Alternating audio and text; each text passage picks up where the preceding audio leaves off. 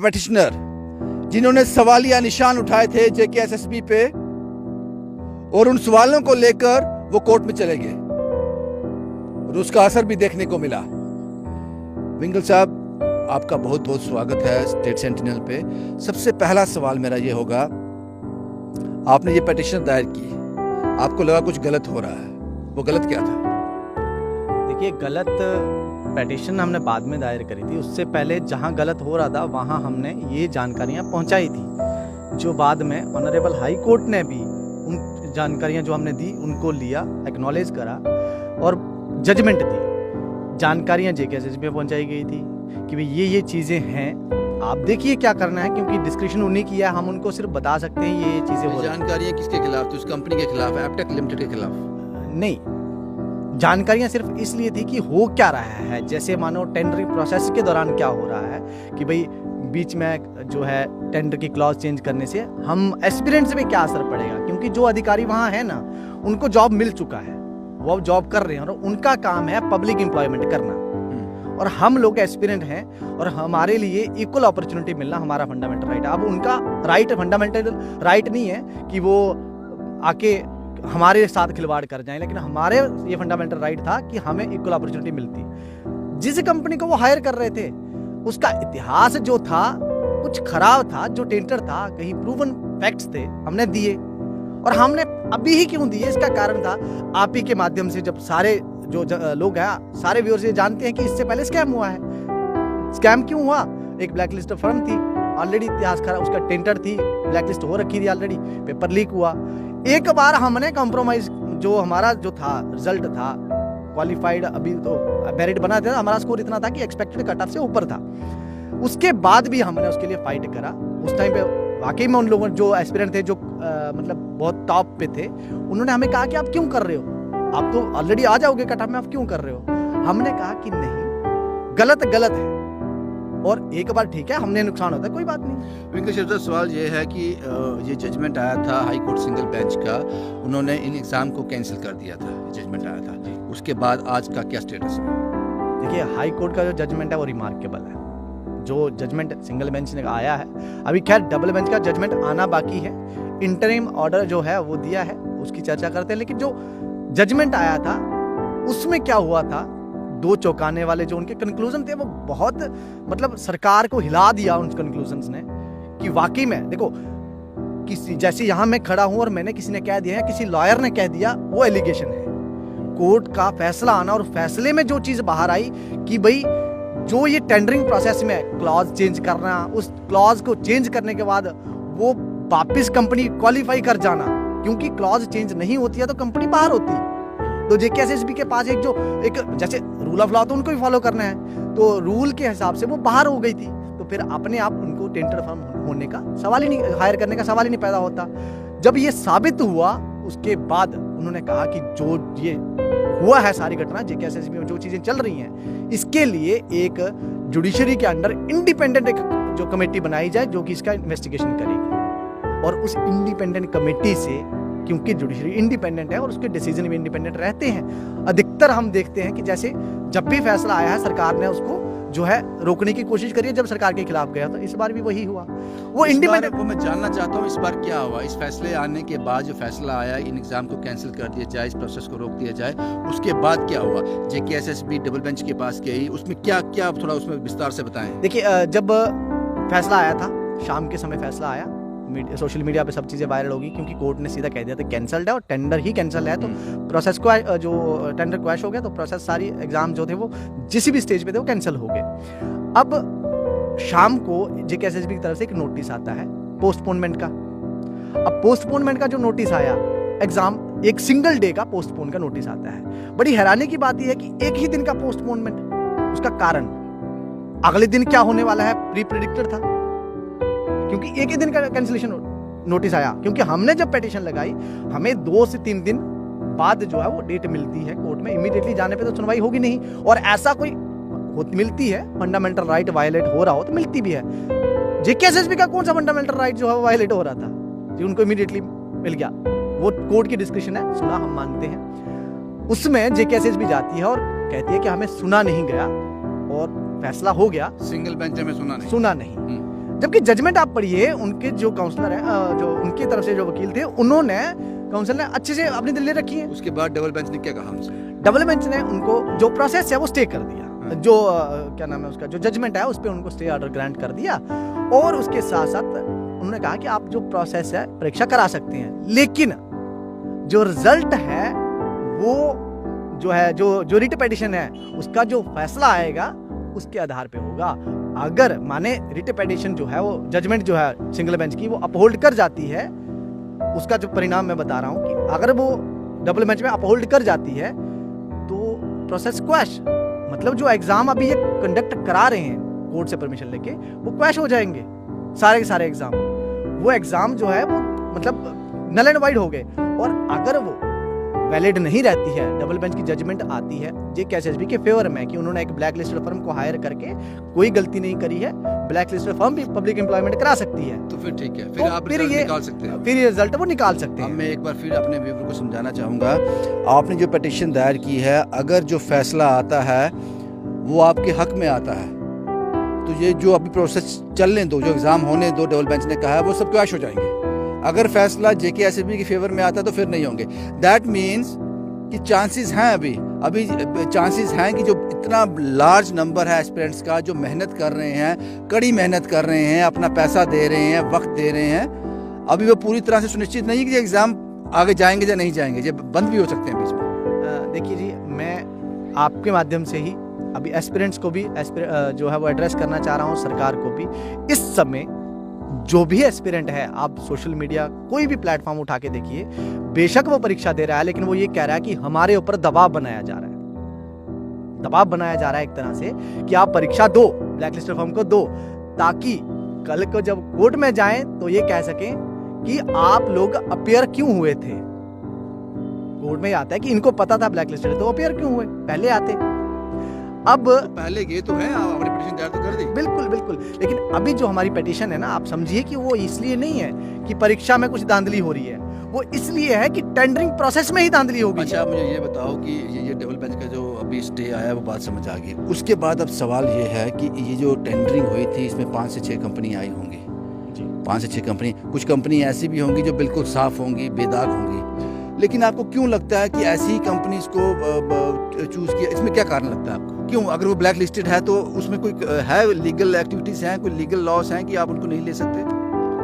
देखिए, एक बड़ी स्ट्रेंज चीज हुई है कि अगर कल डबल बेंच में भी गए हैं तो उसमें कंपनी को भी पार्टी बनाया है जेकेएसएसबी में। मुझे ये नहीं समझ आई कि कंपनी भी वहाँ पार्टी थी और हम भी वहाँ थे। बड़ी हैरानी की बात है कि भाई हमारा केस था, हमारा जो आप कह सकते हैं लड़ाई है वो जेकेएसएसबी से है, प्राइवेट कंपनी उसमें उसका कमर्शियल इसमें इंटरेस्ट जुड़ा हुआ है, ना कि उसका कोई ऐसा इंटरेस्ट है, उसका कमर्शियल इंटरेस्ट है। हम लोग जॉब लेने वाले हैं, जॉब देने वाली सरकार है, हमें ये चाहिए ट्रांसपेरेंसी हो, लेकिन सरकार कह रही है कि नहीं, हम उस कंपनी के थ्रू आएंगे। जो आप सवाल कर रहे हो कि क्यों है, तो इसके लिए ही, इसे जांच करने के लिए ही जो जुडिशियल इंडिपेंडेंट कमेटी जो इंक्वायरी हो रही थी, जुडिशियल इंक्वायरी उसके अंडर, जजमेंट के अंदर, वो नहीं होना देना चाहते थे, दूध का दूध पानी नहीं होने देना चाहते थे। कहीं ना कहीं एक सवाल हो रहा है, डबल बेंच का फैसला कोई भी आए, आपके फेवर में आए या उनके फेवर में, जेकेएसएसबी के फेवर में आए, उसके बाद क्या है? उसके बाद क्या आगे की, क्या कितना लंबा रास्ता हो रहा है? देखिए, इनका जो ये निर्णय है, जो इन्होंने किया है, मुझे ऐसा लगता है एक तरह से अभी के लिए जो एस्पिरेंट है उनके साथ धोखा करा जा रहा है। ठीक है, फायर एंड इमरजेंसी वालों की तरह, जैसे उनके साथ 2013 में हुई, 20 में कंप्लीट करी, आज भी उसके ऊपर इंटरनल इंक्वायरी बनी हुई है। जब ये डबल बेंच में जो है, जो भी इसका परिणाम आता है, जो भी परिणाम आता है, जिस तरह से ये डबल बेंच में यहाँ गए हैं गलत को सही साबित करने के लिए, ऐसे ही पेटिशनर्स जो है सुप्रीम कोर्ट की तरफ भी रुख कर सकते हैं। सुप्रीम कोर्ट में भी सिंगल बेंच होगा, डबल बेंच होगा, डिसीजन आते आते कब तक, क्योंकि ये तो गलत, ये कभी नहीं साबित कर सकते कि हाँ ये गलती नहीं है। और रही बात सुप्रीम पेटिशनर्स के पास ऑप्शन तक, इनके पास फंडामेंटल राइट तो पेटिशनर के पास है, सरकार के पास थोड़ी ना फंडामेंटल राइट्स जो कॉन्स्टिट्यूशन में मिलते हैं। और उनका हनन जो ये कर रहे हैं, जिसका हनन वो एस्पिरेंट्स का कर रहे हैं, ना कि इनका हो रहा है। हम भी जा सकते हैं सुप्रीम कोर्ट। जो इस सब में जो एस्पिरेंट्स हैं, उनका तो वक्त, उनकी तो उम्र निकल जाएगी इसमें। ये तो वही करने पे तुले हुए हैं। मुझे बताइए, अगर इनको 4 तारीख को बता दिया गया था कि भाई ये ऐसी फर्म है, आप इसका कुछ करिए, तो फिर 4 तारीख के बाद अगले 5 तारीख तक ये क्यों इंतजार करते रहे? 1 महीना पूरा। एक महीना क्या करते रहे? और एक महीना भी छोड़िए, 4 तारीख को तो 4 नवंबर को इनको बताया, उसके बाद 29 सितंबर को जब इनको बता रहे हैं, जब 29 सितंबर को बता रहे हैं कि ऐसे ऐसे आपने क्लॉज चेंज करी है, इसका नुकसान ये होने वाला है। भाई साहब, मैं कोई पंडित नहीं, भविष्यवक्ता नहीं हूँ। मैंने जब 29 तारीख को ये ऑन रिकॉर्ड का है, TSL पे मैंने ये चीज कही है कि ये चीज आप 29 इसका ये कर रहे हो, क्लॉज चेंज कर रहे हो, तो इस कंपनी को टेंडर मिलेगा। उसका कारण है कि ये क्वालिफाई कर जाएगी ब्लैक लिस्टिंग, आप जब क्लॉज चेंज कर रहे हो तो वो हुआ। वो क्लॉज किसने चेंज किया? JKSSB अथॉरिटी है, तो JKSSB ने करा था। अब JKSSB ने जब चेंज करा है, उनका क्या पर्सनल इंटरेस्ट है कि यही कंपनी आनी चाहिए, उसके लिए क्लॉज भी चेंज कर देखिए, जहाँ तक इंटरेस्ट की बात है तो मुझे लगता है कुछ चीज़ें जब चलती हैं तो वो दिखती नहीं है कि कहाँ से चल रही हैं। JKSSB लगता नहीं है ऐसे वहाँ क्या हो रहा है, क्योंकि मैं एक न्यूज़पेपर को कोट करूँगा अगर आपकी इजाज़त हो तो। न्यूज़ नाउ करके एक लोकल यहाँ जम्मू में न्यूज़पेपर है, 7 तारीख को वहाँ एक खबर लगी। उसमें न्यूज़ क्या थी? एक्स चीफ सेक्रेटरी और 3 टॉप ऑफिशियल्स ऑफ JKSSB, उनको इन्वेस्टिगेट करा और उनको चार्जशीट करने वाले हैं JKSSB के ऑफिशियल्स को, चीफ सेक्रेटरी को, और उन्होंने बोला 3 JKSSB के टॉप ऑफिशियल्स हैं। उसी न्यूज़ में उन्होंने लिखा था कि ड्यूरिंग इन्वेस्टिगेशन JKSSB के ऑफिशियल्स ये मानते हैं कि उनको चीफ सेक्रेटरी ने जो है वो प्रेशराइज करा था एक ब्लैक लिस्ट फर्म को जो है वो हायर करने के लिए, जो कि मैरी ट्रैक, जो कि स्कैम हो चुके हैं, मैं उनकी बात कर रहा हूँ। बहुत बड़ा एलिगेशन है। मैं इसीलिए कोट कर रहे हो उनको? मैं कोट कर रहा हूँ, मैं दिखा रहा हूँ आपको एक, ठीक है मैं आपको दिखाता हूँ, मैं कोट कर रहा हूँ। उस न्यूज़पेपर में ये न्यूज़ है, उनके सोर्स होंगे कोई, तभी उन्होंने उधर मेंशन किया कि उनके ऑथेंटिक CBI के सोर्स हैं, क्योंकि अगर सोर्स हैं, कहा है चार्जशीट फाइल होगी थोड़े दिनों में, सप्लीमेंट्री वो भी दिख जाएगा, लेकिन अगर इन्वेस्टिगेशन हुई है तो रिकॉर्ड पे होगी CBI में। तो अगर ऐसा है तो फिर आप देखिए चीजें कैसे चल रही हैं, क्योंकि JKSSB को कौन चला रहा है। आखिरी सवाल एक और आपसे रहेगा, जब इस तरह के एग्ज़ाम कंडक्ट किए जाते हैं, टेंडरिंग होती है कंपनीज की कि आप आओ अपनी बिड दो, उसके बाद इनको एक वो चूज़ किया जाएगा, तो इसमें क्या कुछ ऐसी भी टेक्निकल चीज़ें होती हैं कि जो ब्लैक लिस्टेड कंपनी है वो इसमें एलिजिबल नहीं होंगी? तो जैसा कि आपने कहा कि एपटेक और जो दूसरे 1-2 नाम हैं, वो इसमें कैसे क्वालिफाई करगी? वो क्लॉज चेंज किए जो आपने बताया कि स्पेशली इनको एंटरटेन करने के लिए वो क्लॉज चेंज किए गए JKSSB ने। कोर्ट ने भी कहा है देखने से लगता है, ये मेरा नहीं है। अब तो कोर्ट ने कह दिया कि देखने से यही लगता है कि कुछ चेंज हुआ, तो कुछ कारण यही है, क्योंकि अगर वो करते हैं तो वही फेवर। चाहे सिंगल बेंच ने इसी आधार पर अपना जजमेंट दिया? इसी आधार पे नहीं, उन्होंने इसके अलावा यूपी जो STF है उसकी रिपोर्ट भी है, वो जजमेंट भी है। उस जजमेंट में भी क्या आया है, इस कंपनी ने एक बार पेपर लिया तो आंसर स्क्रिप्ट जो प्रोग्रामिंग होती है, वही आंसर स्क्रिप्ट की प्रोग्रामिंग चेंज करी हुई थी कुछ पर्टिकुलर लोगों को बेनिफिट देने के लिए। अब बताइए, ऐसी कंपनी को हमारे यहाँ पेपर करने के लिए दिया जा रहा है? इस सारे प्रोसेस में जो प्रोसेस चल रहा है, इसमें सबसे ज़्यादा नुकसान जो एस्पिरेंट्स का है, जिनकी उम्र निकल रही है, जो लगातार मेहनत कर रहे हैं। अब भी मैं इस वक्त जब हम बात कर रहे हैं, अभी भी मेहनत कर रहे होंगे, लेकिन ये भी डबल बेंच ने कह दिया कि अगर जो रिट पिटिशनर आपने दायर की है, अगर उसका फैसला, जब तक उसका फैसला नहीं आ जाता तब तक उसका जो रिजल्ट है उसको सेफ रखा जाएगा।